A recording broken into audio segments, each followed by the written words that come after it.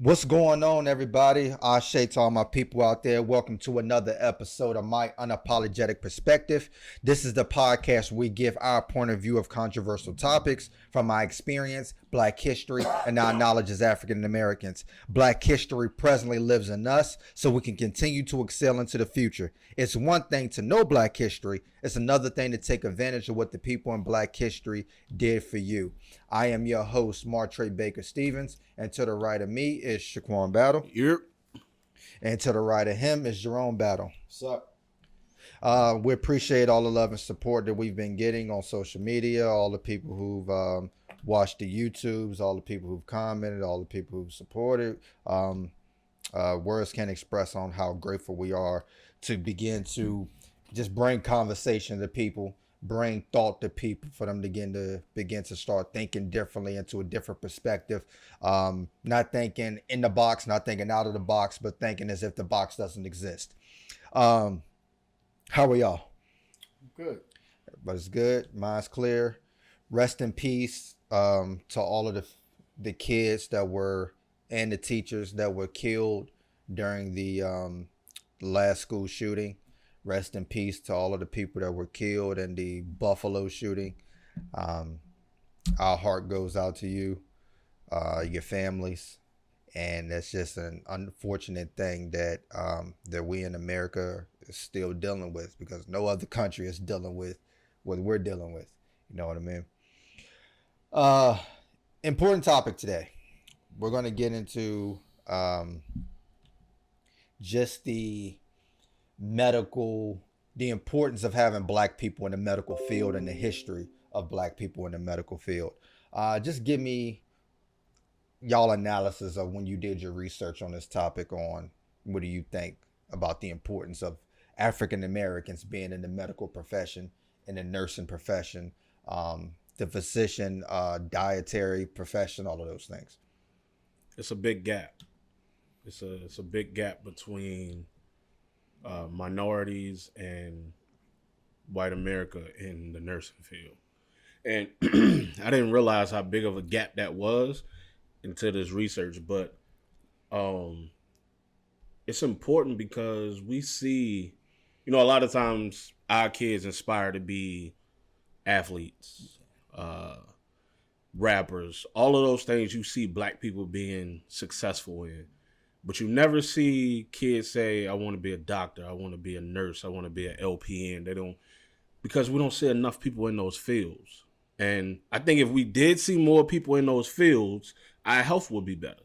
You actually just said something key. You said LPN and not CNA. Right. We're very heavily in the CNA, but Exactly. LPN and RN, not so much. A lot of the disparity is based on education and finances. Yeah.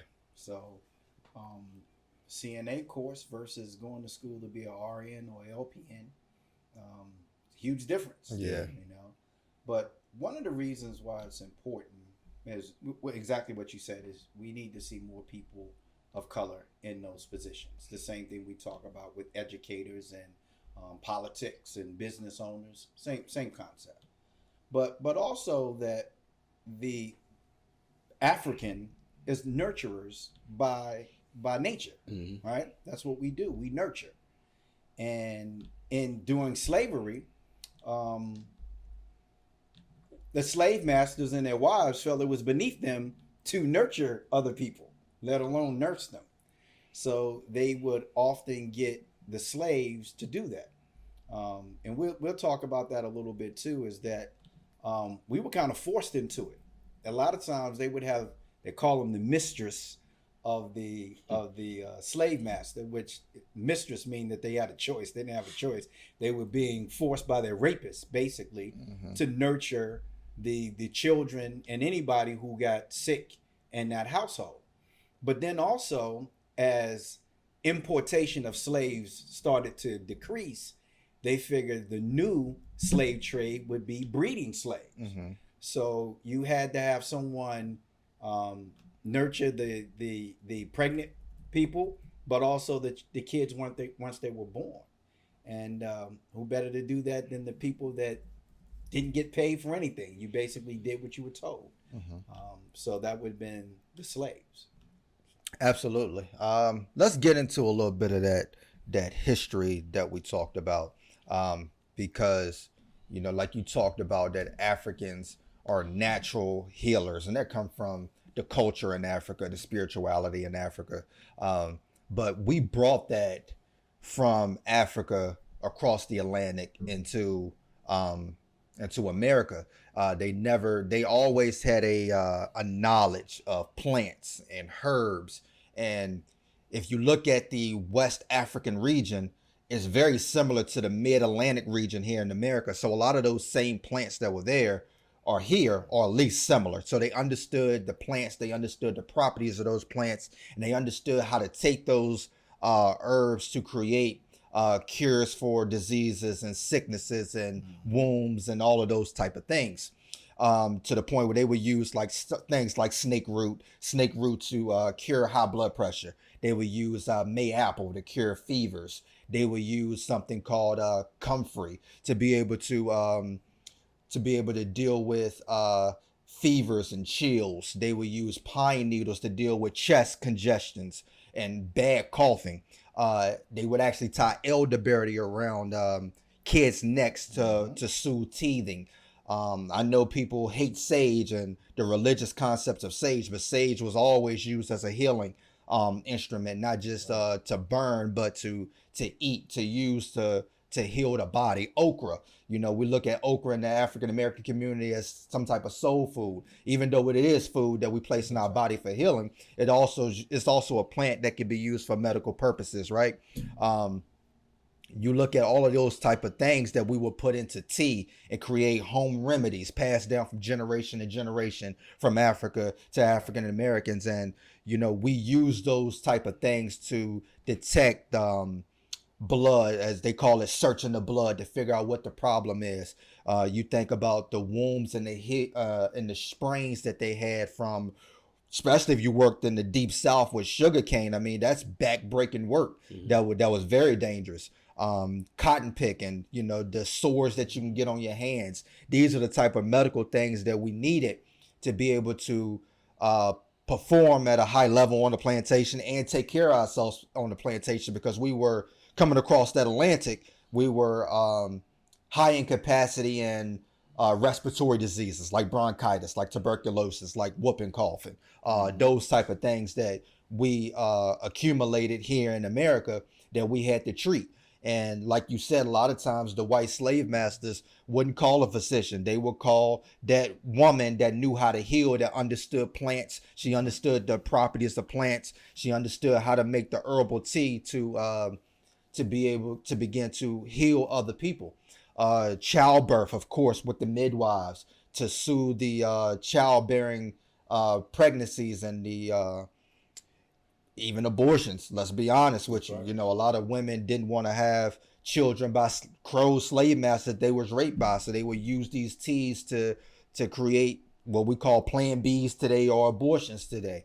All of these type of things were necessary, not just for African Americans, but white people used them too, until 1700s in Virginia. We know what happened in the 1700s in Virginia with the Nat Turner slave revolt. We know what happened in the 1700s with Haiti. We understood that they used a lot of poisoning with these herbs and plants that scared white people. So, Virginia ended up passing a law that, African Americans could not administer medicine because they were so afraid of these African Americans using this medicine. But like I said, it was a spiritual connection.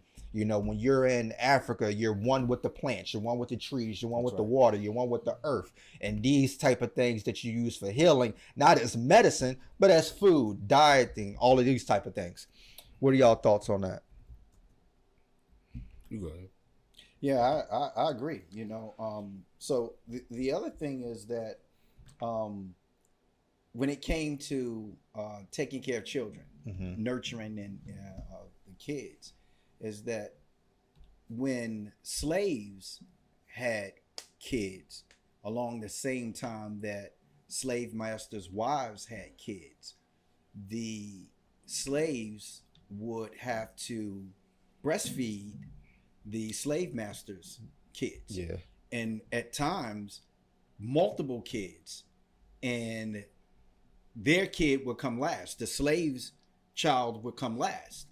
And at times it was situations where those kids didn't live because the mother did not have enough breast milk to feed their own child, because they were feeding the children of the slave masters. So once again, that's us sacrificing for the sake of white America, with no remorse whatsoever from white America as to what's going to happen. In certain situations, it was even mandated that they do so. You jeopardize your child's life to keep mine. That's the way it works. That's the value of a white life versus a black life. So you see very clearly when this began that we continue to see even today. Yeah, even when you look at especially in enslavement, that, you know, not only did they, you know, help with the pregnancy, not only did they bring the child into the world by being the midwives, but they took care of the white kids growing up. You know, the mistress of the house and the master of the house, they didn't raise the kid per se. You know, that kid was raised by black women. That's right. They were nurtured by black women. When they were sick, it was the black women who took care of the child. But they were trained for generations, you know, going back into Africa, where you would travel to the next village to begin to deliver babies, and you would teach your daughter how to do that. So when she get older, even on a slave ship, there were women that were pregnant, and they would have girls that knew how to deliver a baby. Right. And even before they made it to the ships, they kept them in the dungeons. Yeah. And in the dungeons, of course, you have feces and urine and, you know, everything everywhere. Yeah. And so of course you contracted a lot of diseases in those situations, and the black women were the nurturers and the nurses, and they were the ones who tried to take care of everybody. If you watch Roots, every time somebody got whipped with the whip, who came to the aid to assist them with the wounds? It was common practice, because it's innately a part of who we are, to be nurturers. So absolutely. And midwifing was something that continued on even after enslavement. You know, especially in the South, they were really traditional about having that midwife there to deliver the babies.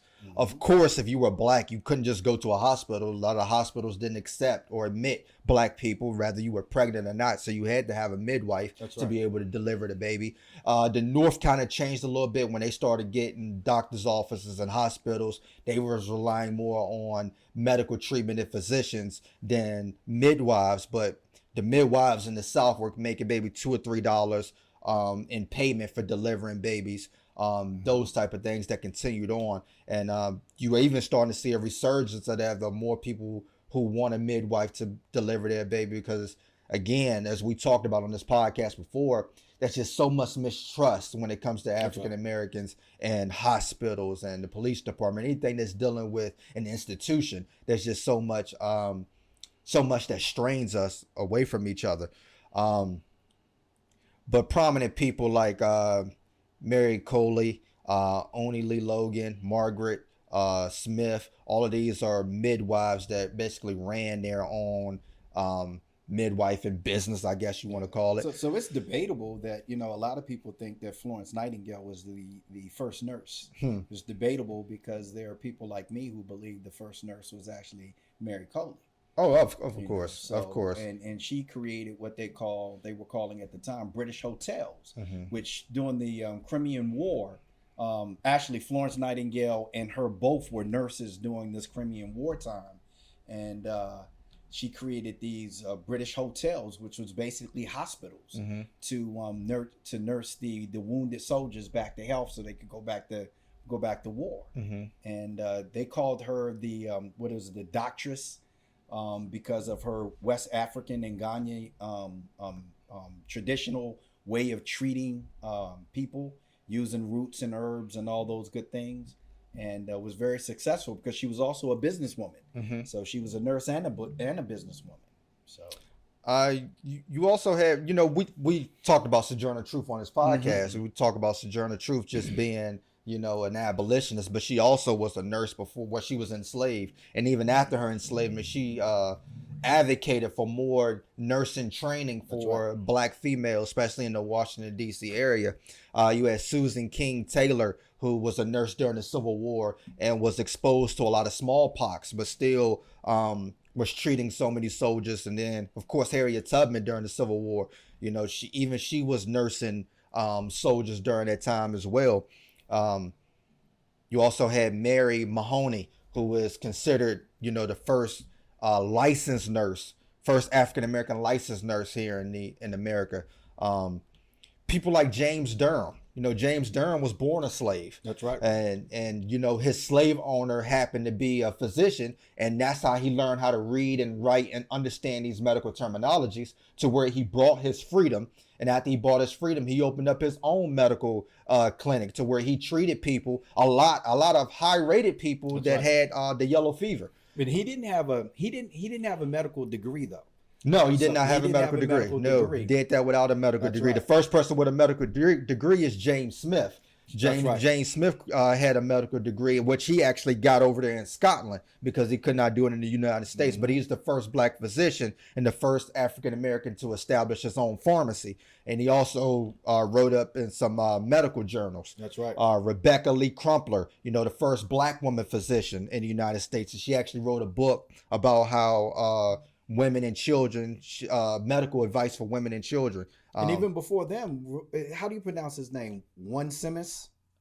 I don't know how you pronounce it, but he was the one who first developed the method of inoculation, which is vaccination. Onesimus for smallpox. Mm-hmm. And that was 1721. When you talk about the vaccines, that's right. So you take that. They asked him if he ever had smallpox, and he told him about the variolation that they would do in Africa, which you would take the pus from somebody that already has smallpox and put it into somebody that's completely healthy, put them into their bloodstream, and that's how you create a vaccine. That's right.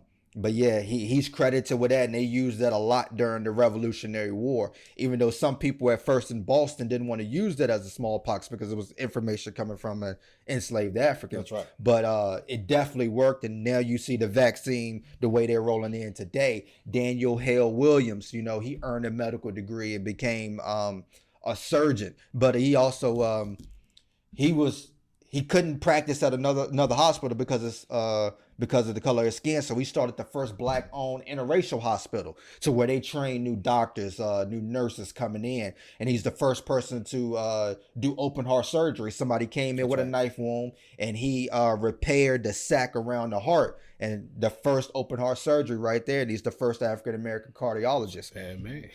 Yeah. Solomon Fuller, he did extensive research and the first person to write on extensive viewpoints on Alzheimer's disease. But these are some of the things that African Americans were doing in the medical field that a lot of times you will not hear about. In 1868, in Howard University, we talked about HBCUs.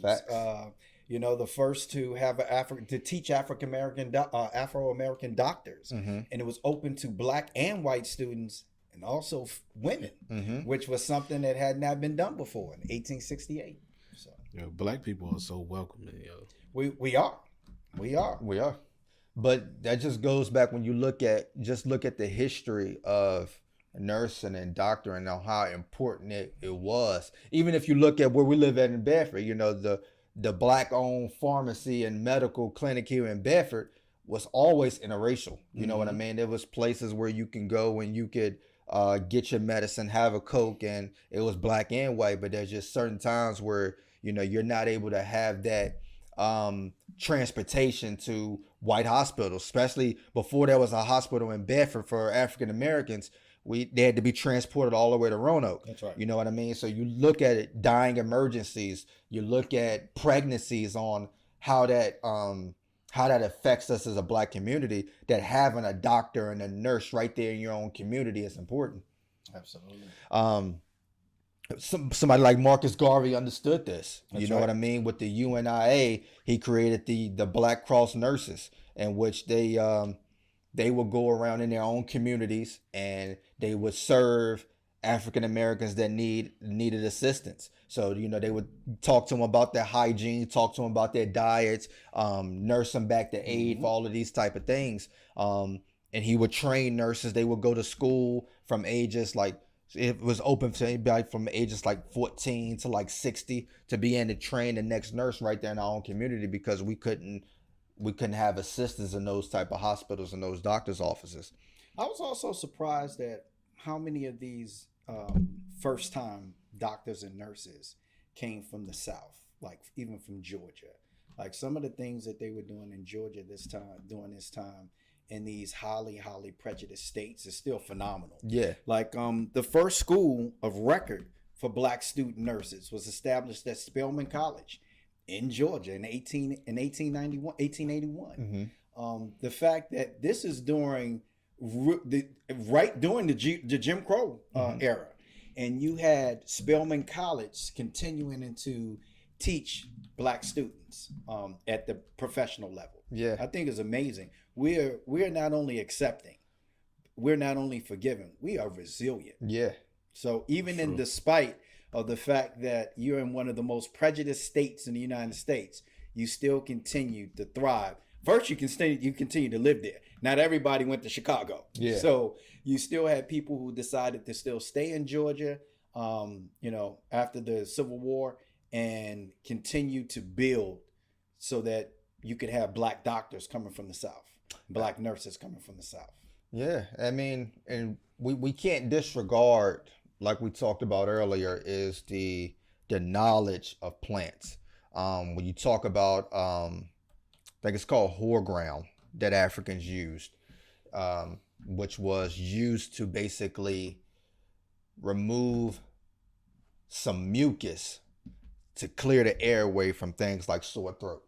And then you look at the things that somebody like a Dr. Sebi was talking about, who did not have a medical degree, who was not did not have a PhD, but he's somebody that the African Americans rely on for our health reasons. You know what I mean? For our diet, for he talked about clearing mucus to begin to bring the body to health. You just talk about these African Americans, like James Durham, who did not need a medical degree. That's right. You talk about these things on how knowledgeable we are because we're survivors, and how we use things that surround us to begin to heal, to begin to be stronger, and all of those type of things. But you can't ignore that ancestral passage of generation to generation, that this is what my grandmother used, this is what my grandmother used, those home remedies that we use, right? Those type of things. The other thing is, in correspondence with what we've talked about before, is a lot of these people we just mentioned you will never read about in history. No, not at all. The other thing that came with this is, unfortunately, with us being in the medical field, also came some terrifying medical research that we were the guinea pigs. Yeah. So they used us for experiments for a lot of the medical research. We were the ones they would, let's see if this works. Yeah, abortions. Especially pregnant women. Yeah. So abortions and anything that's related to gynecology. Yeah. Was sterilizing all of those. Black women being the experiment. And not only did they use that for scientific and medical advances, but these people that performed this, they got wealthy from doing that. Yeah. So this is, when we talk about this country being built on the backs of blacks, yeah, this is a prime example. Not necessarily the backs, but definitely built on things that they did to us. And they got wealthy from it. Yeah. Not just from the advancements and what they learned, but just the fact that people were paying money for these things to be tested. Yeah. And they tested them on us. Yeah. And, a lot of people look at even current day on how some of this stuff may be conspiracies, but African Americans being a little bit shy about getting a COVID shot, you can understand why, because of the history. You can understand why we're unlikely to want shots, we're unlikely to give our blood, we're unlikely to do a lot of things to go to a hospital. There's not a lot of black people who want to go to the hospital, especially black men. That's right. Black men, we definitely are more advocates about not going to the doctor, not going to the hospital. It's not because we think something can be wrong with us. It's just that trust issue. That's right. You know what I mean? Absolutely. We'll take a quick commercial break. We'll be right back. And we are back. Go to YouTube, type in My Unapologetic Perspective, hit the subscribe button. Go to TikTok, type in Martre_S, hit the follow button. Go to Facebook, type in My Unapologetic Perspective, hit the like button. I have a question before go we ahead. move on. So, we spoke about Dr. Sebi. And one of Nipsey's famous quotes is they killed Dr. Sebi because he was teaching health. As you stated, Dr. Sebi didn't have a degree, but it's proven that everything he was saying works. Mm-hmm. Now, Dr. Fauci got on TV and said, hey, wear your mask. Yeah. And came back and told us the mask don't work. Why is it not okay to believe somebody that says they're a doctor, everything that they say is proven to work, but you don't take their word for it because they don't have what you deem to make them a doctor, that certificate, that going to school. Those, like you said, we pass down these home remedies. It's a hierarchy. So even if you look at the medical field, you being a person that worked out, for the past 30 years, right? You ask somebody, what's the best way for me to do my chest workout? That's right. And then you go ask somebody else, they'd be like, nah, don't do high reps, do low reps. That's right. Like there's different ways of doing things. And some doctors, especially with the COVID situation, some people were saying mask, some people were saying no mask, some people were saying mask sometimes. Every doctor, it isn't exact science sometimes with some things.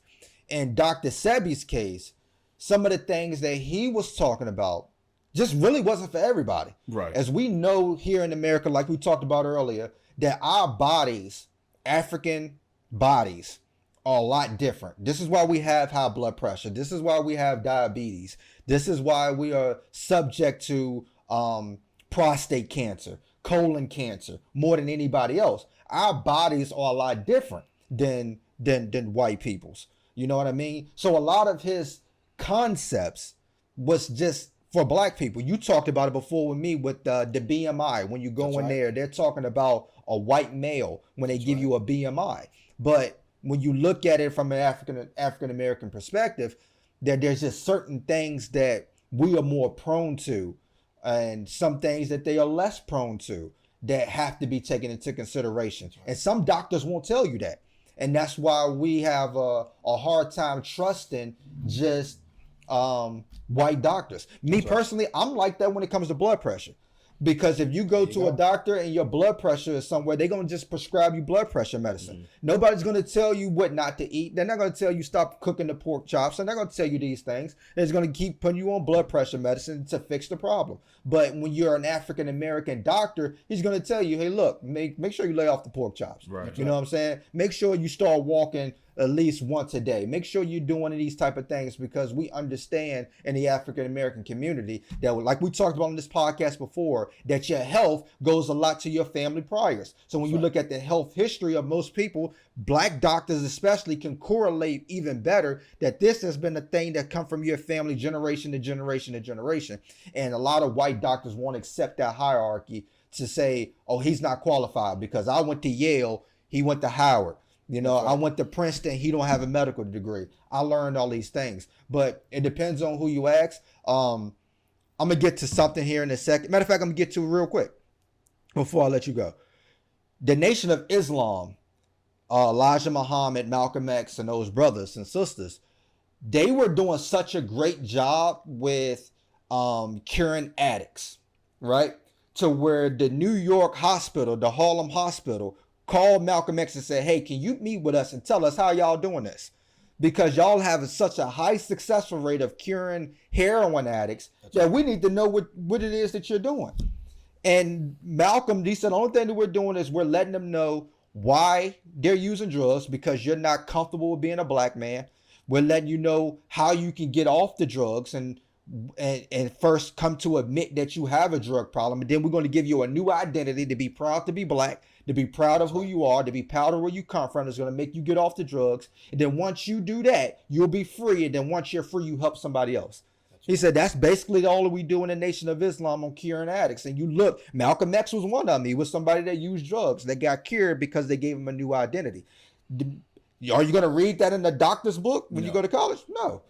Yeah. You know, I talk about this all the time. Is what I was telling you is that most of the things that's considered a standard or average or normal for human beings was based on the average white American, right? Or white male.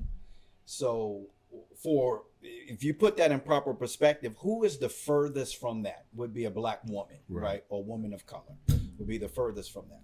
But I'll use myself as an example. Most black males are going to suffer from hypertension, which obviously leads to high blood pressure. That's right. My blood pressure, and for the people that are actually in the medical field, when you hear this, is going to blow you away. My blood pressure is usually about 190 over 110. In most cases, that's going to put you in the hospital. That's no medication, right? No medication at all. That's about what mine runs with, no medication. I did a whole study where they were trying to come up with a medication that would lower my blood pressure. When they got my blood pressure down to where they thought it was close to normal, I was basically in a coma. And it was still high. So at the end of the day, I am a person whose standard is higher than what they recommend for a healthy individual. Yet no blood pressure medicine they ever gave me has gotten my blood pressure down to where they gave the thumbs up to give me a long-term prescription. Nothing works. Simple.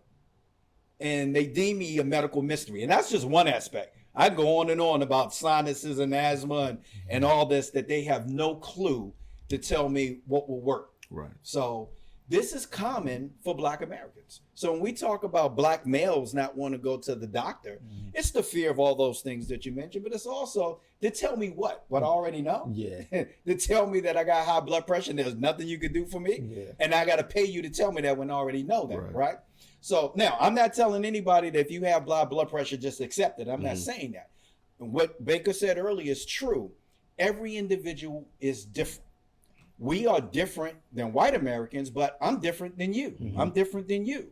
We're all different in the way that our bodies work and react.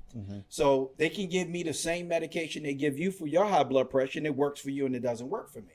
We're all different. You have to find out what works for you. So for all those people that go around saying, hey, Jerome, you got to drink water. I don't drink water, but I can run 10 miles, but I don't drink water, right? Water doesn't work for me. And people say, well, that's not healthy. Okay. I'm just saying, I'm 53 years old. I'm in the best shape of my life, or close to it. And I don't drink water, and I have high blood pressure. Right? So I just ask people that when we talk about the medical science, it is a science, which means it's not exact. Yeah. Find out what works for you. Find you a physician that you trust. Yeah. That's the key word, trust. Because as you say, you go to 3 different doctors, they may tell you 3 different things. You have to find a private care physician that you trust, that's going to care about you. So obviously I have a cousin who has a theory, and then sometimes I think the same thing, I'm not gonna lie. If a doctor makes money off of you being sick, why do I want to cure you? And I know people say that's crazy, but can you tell me why? Right. And you can say because they took an oath. Okay. What was the doctor's name? Conrad. I told this Ruth, Dr. Conrad Mary.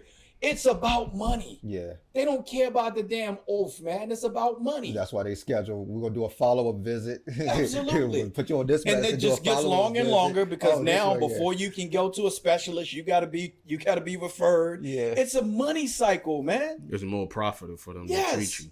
So, but I'm not trying to discourage people from believing in the system. But you have to find a point of contact, which is going to start with your private care physician that you trust. And it's going to take you to build that relationship. Yeah. You got to build a relationship with that doctor, and which is why so many people get heartbroken when their doctor retires, right? Yeah. Because if you're my age and you had the same doctor for 20 years, he was 80 years old by the time he retired, right? So you got to build that relationship with a doctor because it is important. And I think that's why it's more important that black people are in the medical field, because I give you, I use myself as an example. I went to get my eyes checked, and my cousin just happened to work there, and she checked my blood pressure. And she was like, Shaquan, you all right? I was like, yeah, I'm fine. She was like, your blood pressure is almost in 200s. And she was like, fam, I know you don't want to go to the doctor, but you need to go get that checked.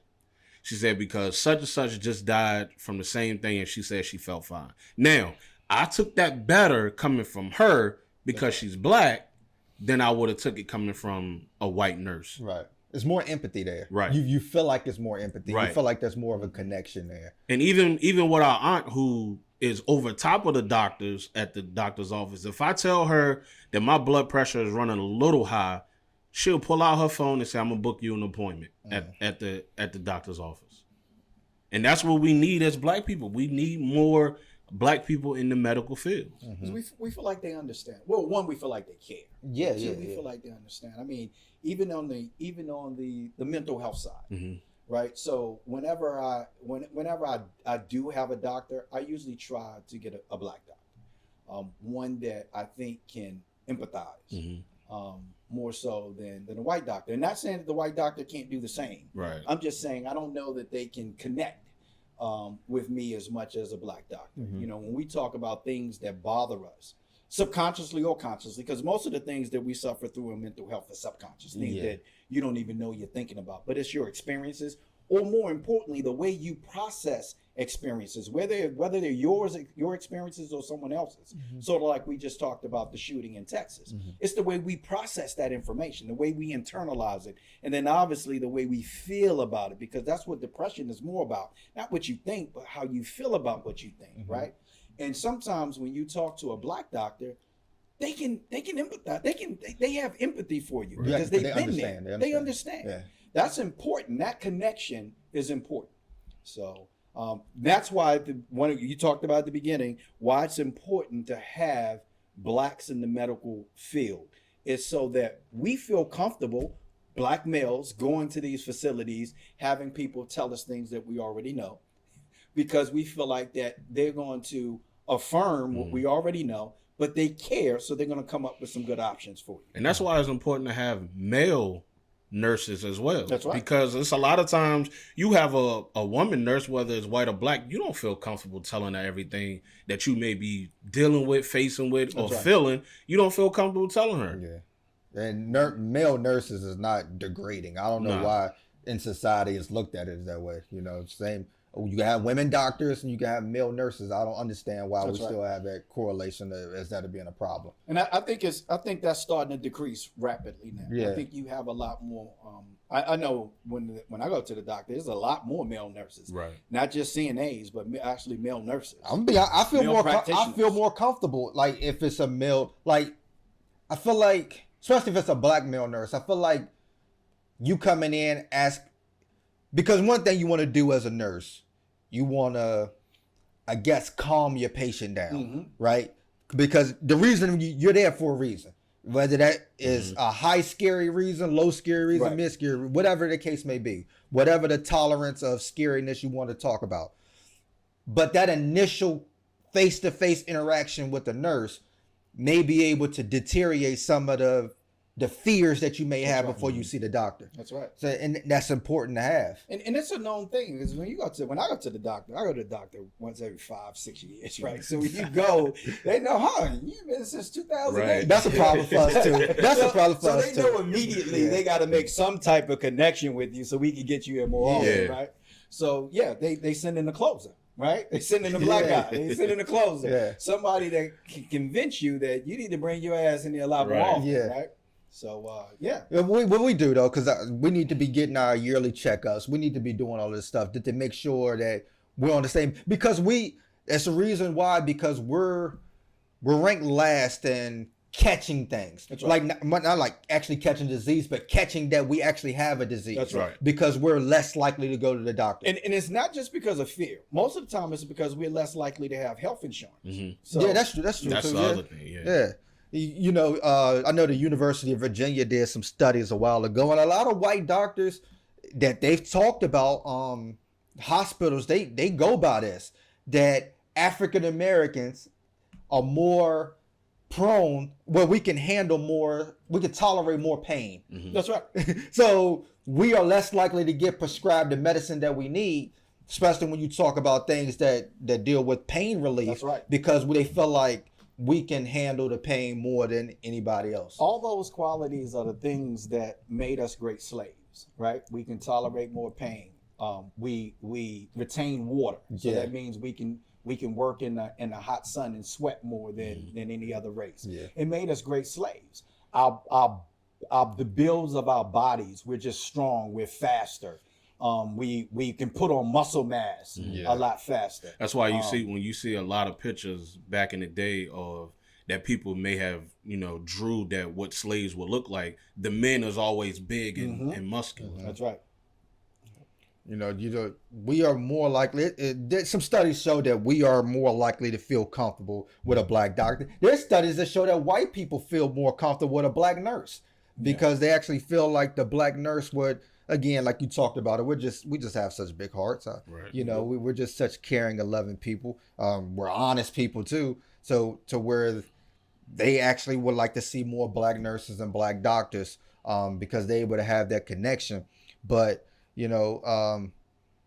black doctors are more likely to practice in their own communities, because if you practice at another community, we know what the cost may be. That's right. Versus if I start my own practice right here, that again, it ain't about the money. That's right. Some doctors is about the money. Some doctors is actually about the health care. That's right. So if I put this into my own community where it's predominantly black, where I know some people might have Medicaid, because we know some places don't even accept Medicaid. That's right. You know what I mean? So I understand that having these people at good health because their insurance may not cover it or those other things is important to have.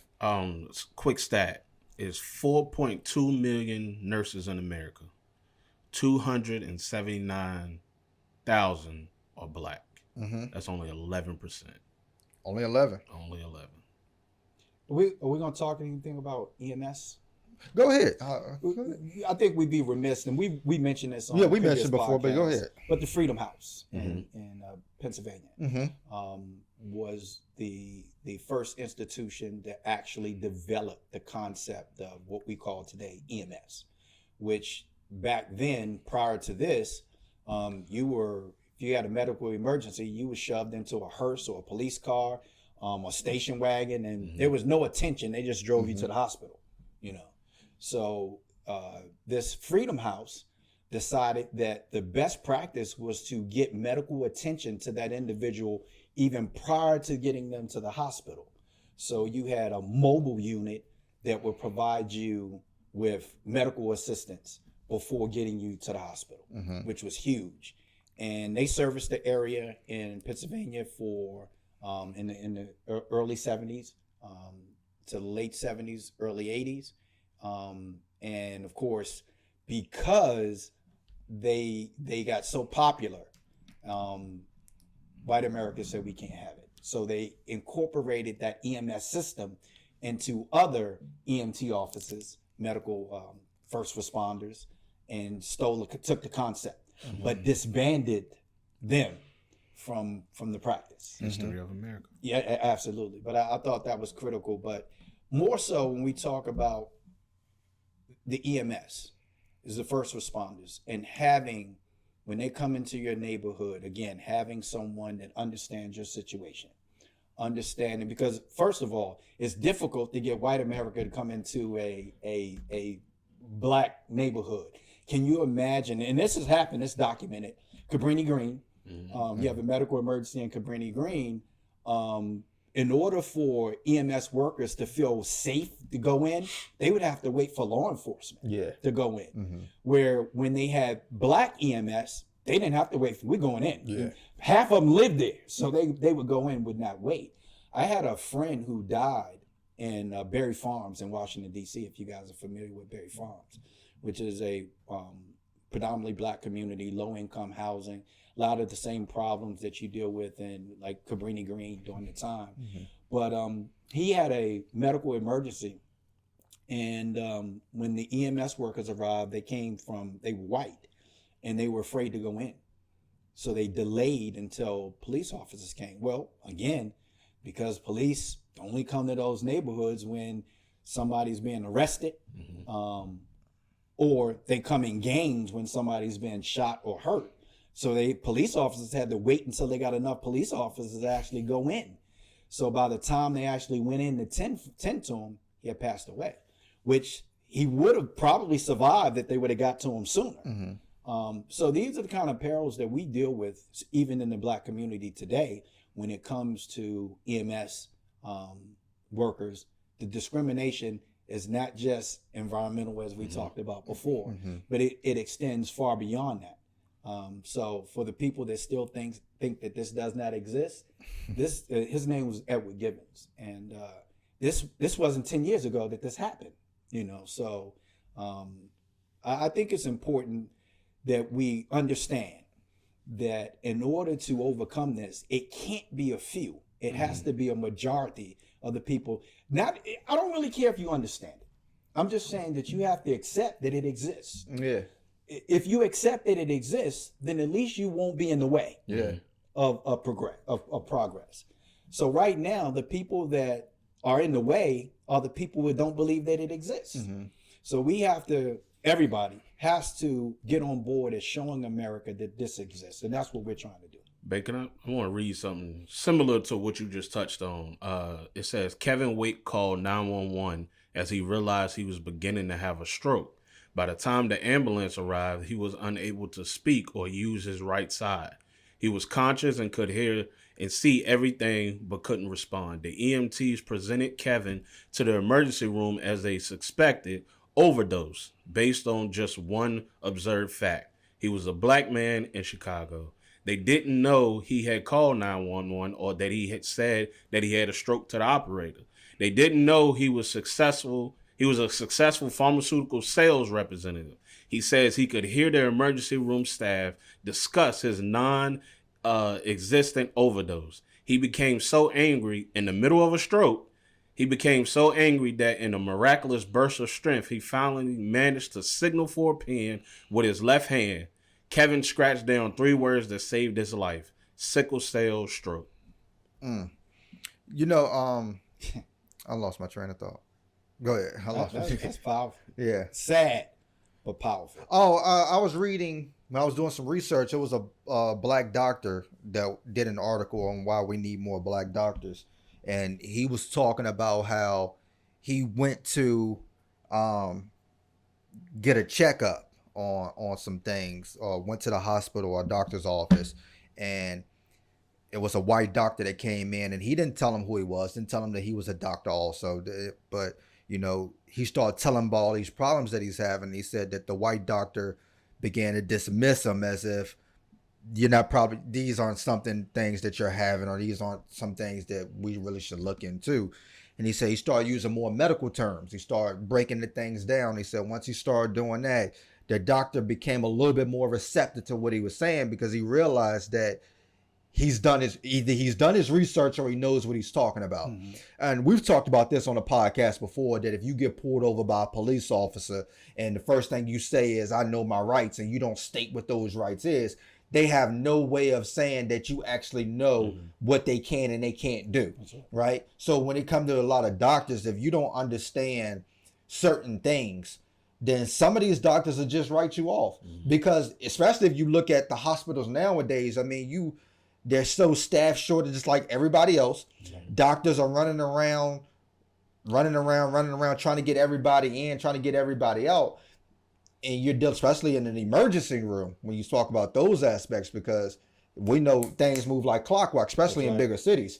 You're just going around, you're playing Russian roulette with information, trying to get people out of there. So a lot of times you have to be firm and clear about what it is, why you're there, because a lot of these white doctors aren't going to take you seriously. That's why a lot of people refer a lot of Black doctors if you're Black. And it's not a race thing. It's a comfortable thing. When you look at America in general, it's just the thought of being comfortable. Let's be honest. A lot of people don't feel comfortable with a foreign doctor, that can barely speak English. There's nothing against him. It's just, I don't think you understand fully what I'm going through, or we can communicate to each other on a level to where we can be able to fix this.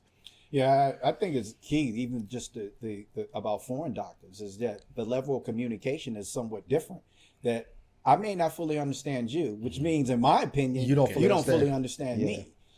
That's just in the language barrier. That's not itself that's a is culture enough. thing. That's It's a culture thing. Yeah. And then Denzel Washington talk about it all the time. It's not always about race. Sometimes it's about culture. Yeah. And I think that's key in the medical field, not just from the dynamic of the language barrier, but also in the fact that most of what doctors are able to ascertain from the very beginning is depending upon symptoms and information. Yeah.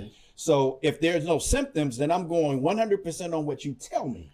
And if you can't articulate that in a manner that I can put to some type of science or medical precedence, what do you want me to do? Yeah. So it's important that you're able to communicate what it is that's going on with you, because otherwise they only gonna treat you based on the information you provide.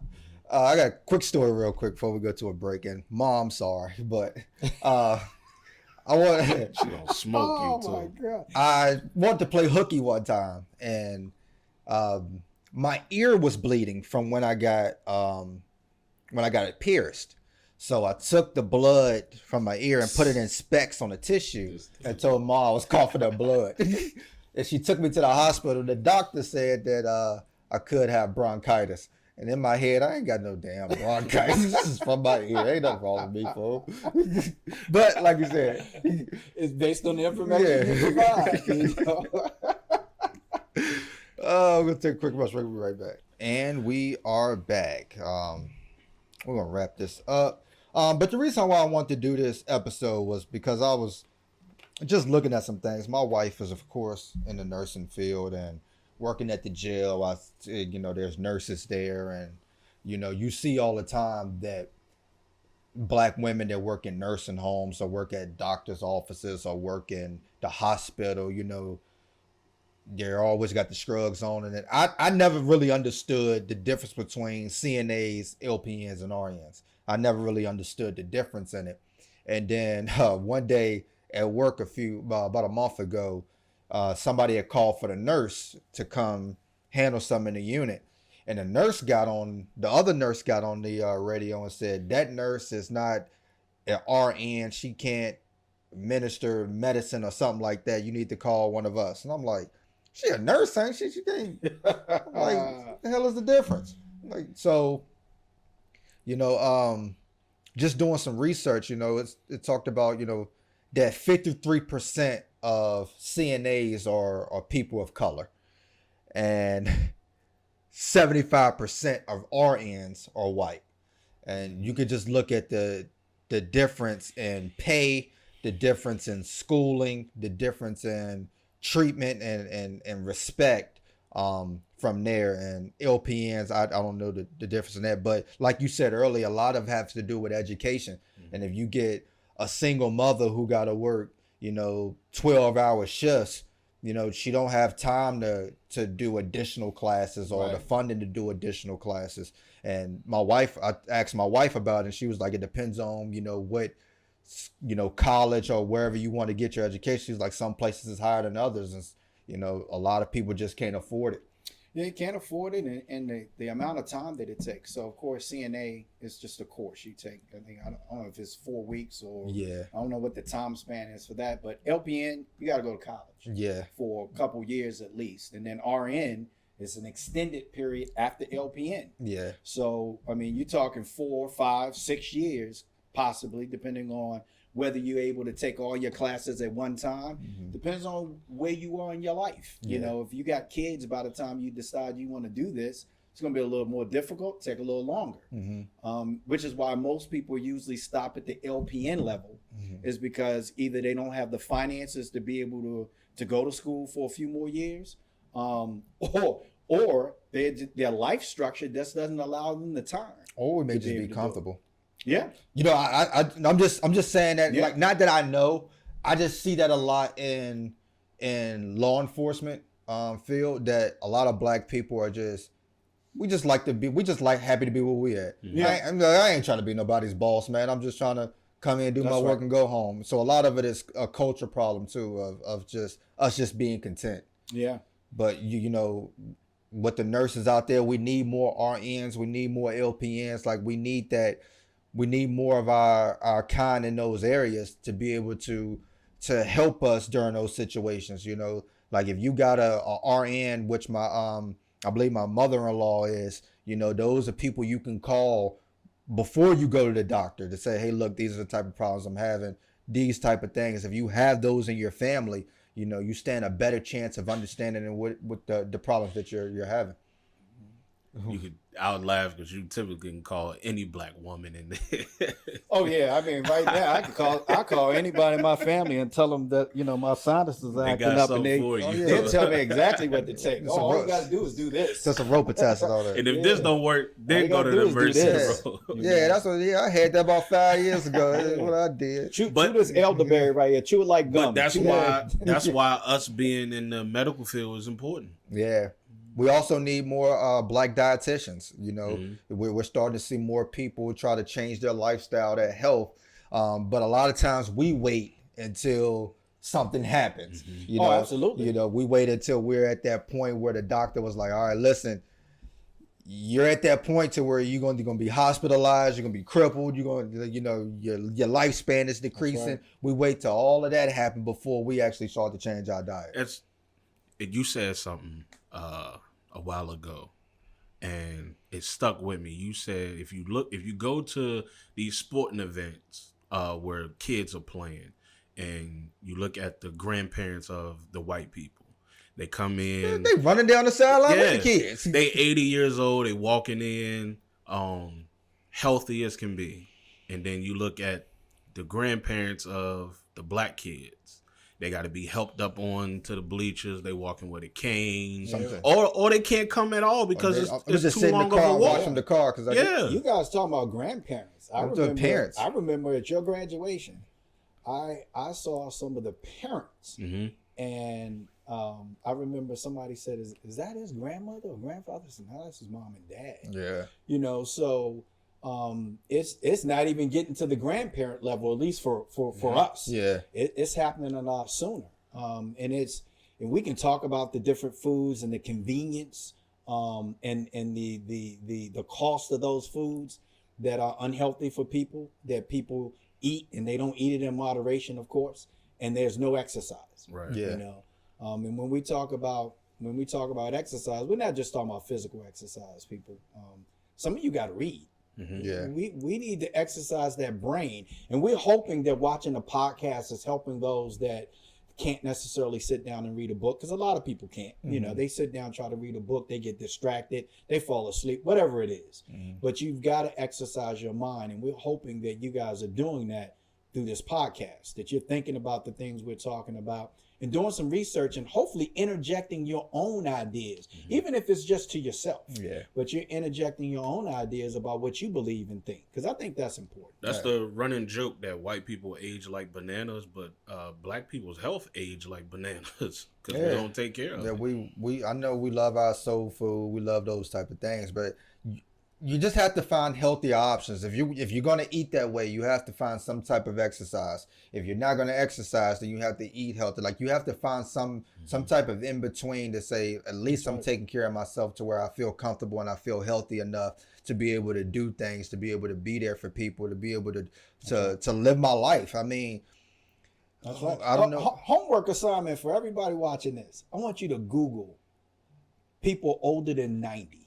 And I want you to see if you see a lot of people that are overweight, or even muscular. Yeah, you won't. You won't. You won't see that. That's one of the things Bake said about being vegan is because a lot of people look at Bake and he telling me he went vegan. They see he cut now and they think, oh, I can do that quick. But he said, never mind all of that. It's about how I feel. Yeah, right. He feels better. I can't. Like I literally can't keep certain stuff down. Like I try to. Like, I can't do high amounts of sugar. Like, I can't do it. I can taste it. The other day, I ran out of sugar-free barbecue sauce, and I used regular barbecue sauce. And I threw right after I finished eating. I can't take that much sugar. I can't take that much salt. It's not because of the way my body was made. It's because of the way I structured my body. So I took out those high amounts for a year and a half to now my body is refusing to take that in. So my blood pressure, like I went and got my blood pressure checked the other day by the nurse, and she said, your blood pressure is perfect. Your sugar level is perfect. I've never heard nobody tell me my blood pressure, my sugar was perfect. You know what I mean? Cool. So, but that's just taking in things into my body. Like food isn't about taste for me. You know what I mean? Like I'm at the point now where it's not about taste. I'm eating this because I need it in my body. I mean lentils because I need this for my body. You know what I mean? And that's essentially what we got to do sometimes. Like everything can't be about taste. Everything can't be about convenience. There's something like your health, your wealth, all of that has to be more convenient for you. It has to be a priority for you. Absolutely. But we love y'all. We appreciate y'all. Peace.